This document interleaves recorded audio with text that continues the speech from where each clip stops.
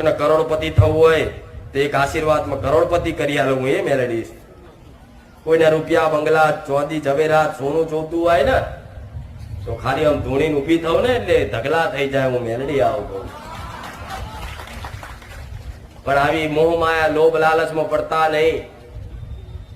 તમારી માં એ જ કહેવા માંગે છે દીકરા તારી બધી માંગણી હું પૂરી કરવા માંગુ છું, પણ પૂરી નહીં કરતી એનું કારણ મેં પેલા રવિવારે કીધું તું કે તમારી માન ડર છે અને બધું આપી દઈશ ને તો કાલ દુષ્ટ રાક્ષસ ના બની જાય એવો તમારી માને ડર હોય એટલે તમને કદાચ પૈસાથી ધનથી પાછા પાડતી હોય.